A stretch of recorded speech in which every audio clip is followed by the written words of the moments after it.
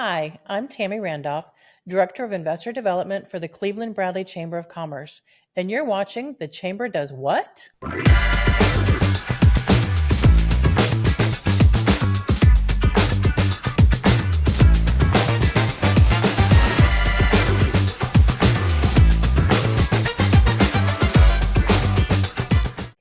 Thank you for joining us today. My special guest is Ross Tarver, President of Tarver Distributing, and also Chairman of the Industrial Development Board. Hi, Ross. Thank you for coming. Good morning. I would say the full title of the Industrial Development Board, but it's really long. I mean, it's longer than my title. It's not even the Industrial Development Board of Bradley and Cleveland. It's the County of Cleveland or County of Bradley and City of Cleveland. That's right. It's a whole long word. That's right. How long have you been chairman of IDB? I think we organized in 2003. Our first big project was trying to facilitate the negotiation for Bacher, which was in 2004. So 22 years. Wow. That's a big one to start with. You didn't start with something small. You went straight out of the board. It was just, it was a blessing in disguise, the timing of that and us being organized, moving in a direction where, it's a cooperative effort between city and county governments and then our other partners such as TVA, Volunteer Electric, Cleveland Utilities, the state of Tennessee, even with as high up in Washington, we use a lot of our U.S. congressmen a lot too with some of these larger projects. What does the Industrial Development Board do? What is their goal? We're a conduit between city and county government where we recruit. Doug Berry does an excellent job. Gary Farlow, sort of give it a little history lesson. At one time it was Gary Farlow, but we facilitate between city and county governments, recruiting new industry, creating new jobs here in our community. We have a very dedicated board. Matter of fact, all of our board members are the same two appointees from the county, the same appointees from the city are still there. So the consistency within the board has maintained over that period of 22 years. And I think that, we can normally deliver what we say we can. And if we make promises, we can keep our promises. We've got great reputation across the state and even within some of our national government entities where, we've done some things on some very short timelines. Whirlpool, what we did over at Whirlpool was a very short timeline, and we met all those. Matter of fact, worked ahead of schedule. Right. But feel very fortunate to have the team that we've got, the board. Of course, chamber staff's been wonderful too. But it's all of us working as a team. That's how we accomplish good things, is when you have a good team assembled. Yeah. And we have quite a diverse manufacturing base. And I think that we're very fortunate to have that. No question. IDB also works with existing industry when they're looking to do expansion or job training. And so you work with, it's not just new, but current ones as well. Absolutely. Actually, most of our growth comes from existing industry. You can go out, just like my business, you can go out and get new customers all day long, but it's so important to maintain those existing business contacts in existing industry because they have needs too. Their business is growing, and we sometimes facilitate pilot programs with those entities to help them grow. And if they've got to build an expansion, they're getting ready to hire 200 or 300 people, or it could be as small as 50 people. But a lot of our growth in our community comes from our existing industry. And, workforce development is huge for us. There's a lot of entities that work hand in hand together at the chamber. And we've got a very good winning recipe. Yeah. And we continue to use that to our advantage. And I think one of the advantages is we're sitting in right now is the Pie Center. 100%. It's an amazing to help train the workforce for today and tomorrow. Yeah, there were a lot of naysayers at the beginning. I might even been one when I first saw the building because it was in such disrepair. Because this was American, it used to be American Uniform. American Uniform, and a great industry in itself back in the day.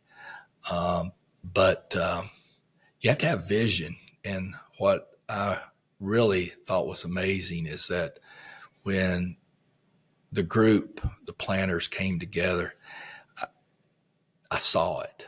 I saw what can be done here and how it could facilitate, workforce development and other things. The Boys and Girls Club, for example, very involved there with that group. And, we're changing lives and providing opportunities. My father used to tell me, if you give a man a job, you give him hope. And I think that's what we continue to create here in our community is hope for individuals that's willing to work. There's no free lunches, right? But if you're willing to work, put forth the effort, stay focused, maintain your concentration, we can give you those opportunities. And I think that's our winning combination right now. That's what we do. And like I said, we're here at the Pie Center. We're in the Jefferson Morlock Youth Force Division of the Boys and Girls Club. The kids do the videoing, they do the recording, they do Amazing the editing. stuff. And so this is giving them practical knowledge and use for them to build up and go out and have a job No question afterwards. about it. And so it's a great partnership. And you're talking about your dad. Tarver Distributing is a family business. Yes. Tell me a little bit about the history of Tarver. We are a family-owned and operated business. We have about 50 employees, which are much like family. We've been in business for 63 years. Mom and Dad originally lived in Knoxville. Dad was in the beer business there. The opportunity presented itself here to move to Cleveland, start a beer distributorship. My parents were so poor they couldn't pay attention. But that's all being a business owner, a small business. That's what you start with. I grew up in that. You have to have grit. You don't take no. You can't stop. And they were very committed to growing a business, making a business become successful, and it just takes hard work. We sold. I like telling this story because I think it's pretty impactful. Our first year of business, we sold 36,000 cases of beer. We now sell that in approximately 10 days. And there's a lot of work goes in behind that to make that happen. And a lot of dedicated individuals within our organization over the years that sacrifice time from their families to make it successful business that we all benefited from later in life and still benefiting today. Yeah. And you not only, the business has grown, but as it's grown, you've also been very involved in the community and you give back a lot. I know that you are very passionate about the Boys and Girls Club and you're involved in that, and you're in Rotary. There's several organizations. You also, Tarver was one of the first ones when water was needed out in Polk County. Yes. You took truckloads out. And when the hurricane happened in eastern North Carolina, you went over there. Yes. So you are very involved. What other, besides Boys and Girls Club, what other activities are you involved with? All veteran organizations, first responders. I think these are people that they have a passion for service and they look at the service before they look at themselves. It just takes special individuals. You don't realize the important role that these individuals play. Number one, our military is protecting all of our freedoms every day, and freedom's not free. Our first responders, they're sort of like the airborne rangers at the opening of the plane. Yeah. They have to be ready to jump at a moment's notice, and when others are running away from a fire, they're running into the fire, and they're intervening when no one else wants to, and they play such a vital part of our community, and we recognize their sacrifices, and anytime we can support them, we do. Boys and Girls Club, Steve Hickson introduced me to Boys and Girls Club through their Youth of the Year, and it just touched me. And I saw where there were lives being changed, and I'm really passionate about that. But the industrial board, I see opportunities that sort of interconnect with the Boys and Girls Club. You can change lives all day long, but if you can't provide opportunities with jobs, and of course, my involvement with the industrial board, we're trying to create the jobs and the opportunities for these kids so they can stay here, live here, raise a family. And that's what's very, very important to me. You're building a future for all of us. For all of us. That's what matters. That's right.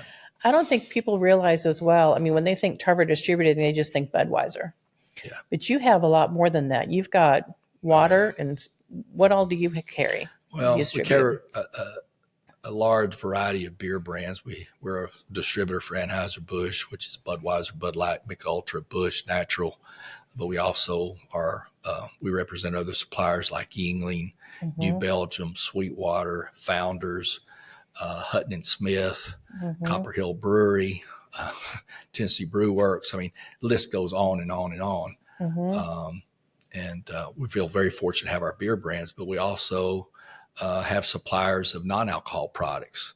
We sell Black Rifle coffee, Crystal Geyser water, sparkling ice, Arizona tea. I can just list them. That Black Rifle coffee is good. Oh, yeah.